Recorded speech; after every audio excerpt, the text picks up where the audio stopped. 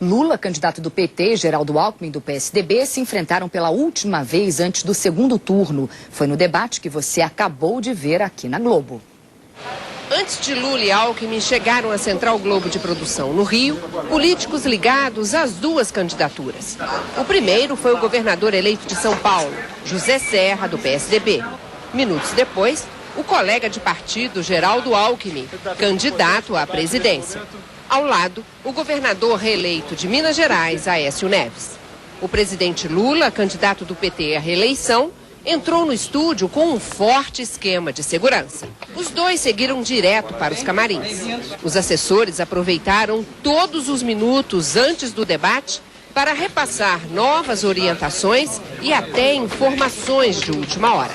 Os candidatos, se tensos, não deixaram perceber. Na plateia, políticos e assessores de Lula e Geraldo Alckmin. No centro da arena, um aperto de mãos. Um não. A pedido dos fotógrafos, vários outros. Faltava menos de um minuto quando o candidato do PT pediu um gole d'água.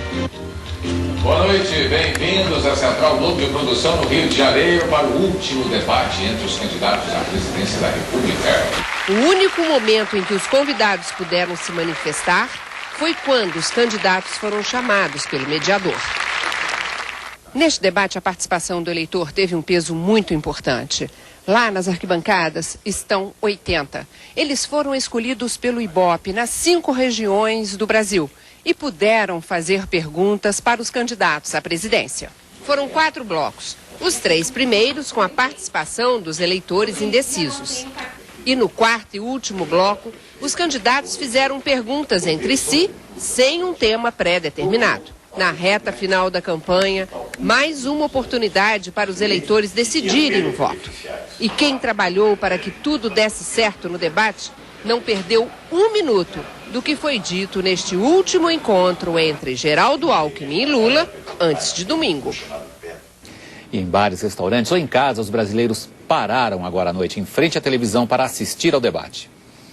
Em Porto Alegre, o debate entre os candidatos à presidência foi o prato principal de um dos restaurantes mais frequentados da cidade. O eleitor gaúcho ressaltou a importância do debate para decidir o voto. O povo brasileiro tem a oportunidade de ver os planos de governo do seu candidato e tirar qualquer dúvida no momento. No Recife, quase 600 pessoas se reuniram neste bar, no centro da cidade, para assistir ao debate.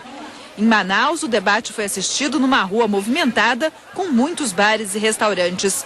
Os eleitores amazonenses deixaram de lado os embalos da sexta-noite para prestar atenção nos 2 candidatos. Eleitores mineiros acompanharam o debate em bares da Zona Sul de Belo Horizonte. Neste, 3 televisões foram ligadas para que o público acompanhasse as discussões e propostas dos candidatos. Com o debate vai esclarecer vários detalhes que ficaram meio escondidos, né? Digamos assim, né? Em Fortaleza, os bares da Avenida Beira-Mar colocaram um telão para que os turistas pudessem assistir ao debate. Nada de música ao vivo e conversa com os amigos. Todas as atenções e olhares voltadas para a televisão. Neste bar do Imbuí, bairro de classe média de Salvador, cerca de 60 pessoas se reuniram neste bar para ouvir as propostas dos 2 presidenciáveis. Em 2 bares da Asa Norte, em Brasília, os eleitores prestaram muita atenção às discussões e propostas de Alckmin e de Lula. Em Florianópolis, este bar no centro da cidade colocou televisões para os clientes assistirem ao debate. Aqui em São Paulo, Cecília e Cássio deixaram de lado os programas habituais de sexta-feira para assistirem ao debate. Foi mais uma oportunidade para decidirem com serenidade e clareza que número apertar na urna eletrônica no próximo domingo. O casal assistiu a quase todos os debates dos últimos anos. Muito interessante você acompanhar principalmente esse debate que é o último e que precede o segundo turno. Alexandre Garcia em Brasília. Se a gente se lembrar um pouco do que veio antes, uma luta política que começou lá atrás, 1 ano e meio atrás, uma campanha até dura, foi uma boa campanha eleitoral?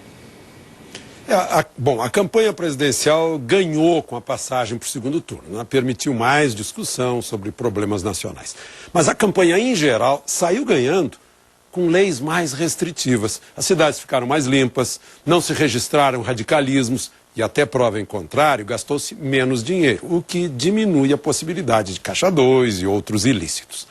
Foi talvez a campanha mais calma que já tivemos, sem que a economia tenha sido afetada, sem despertar medos e incertezas. O que mostra que democracia amadurece praticando. Mas ainda falta muito para sairmos dessa infindável transição e chegarmos à maturidade. Alexandre, na segunda-feira, o candidato que estiver eleito começa como a se entender com as diversas forças políticas? Existem pontes, na sua opinião? Olha, eu acho que não. De qualquer forma, seja quem for vitorioso, ele vai querer conversar sobre uma pauta mínima de entendimento com o opositor. Porque sabe que o ano que vem não vai ser fácil. No Senado, Alckmin teria maioria, Lula não. Na Câmara, nenhum dos dois teria maioria sem o PMDB. Mas que PMDB? O de Temer e Jarbas Vasconcelos ou o de Sarney e Renan? E o presidente vai precisar do Congresso porque ninguém mais aguenta a carga tributária e vai ser necessária uma reforma nos impostos para o país crescer. Sem reforma da Previdência, o déficit superior a 45 bilhões de reais vai estourar as contas públicas. E uma reforma política vai ser necessária para evitar o troca-troca partidário e o representante que não representa seu próprio partido e muito menos o eleitor. A economia americana está com o pé no freio e é a locomotiva do mundo. Se o Brasil já cresce pouco, o risco é de crescer menos. E neste ano, a dívida federal já cresceu mais de 100 bilhões de reais. Além disso, o novo presidente ainda terá que satisfazer as expectativas criadas na campanha. Para um pacto, um fator de atrito entre os dois lados vai continuar sendo o dossiê e os casos anteriores semelhantes. Vão precisar de muito boa vontade numa tentativa de entendimento. Mas o que se sente agora é que o eleito dificilmente conseguirá um armistício com a oposição. Cristiano. Obrigada, Alexandre. Não perca no próximo bloco, congestionamento no ar. Quase 50 voos saem com atraso do aeroporto de Brasília.